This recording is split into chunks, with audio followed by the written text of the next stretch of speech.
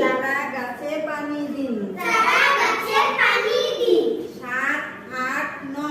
7, 8, 9 লাইনে দাঁড়ালেই হয়। হয়েছে? এবার বলো তো।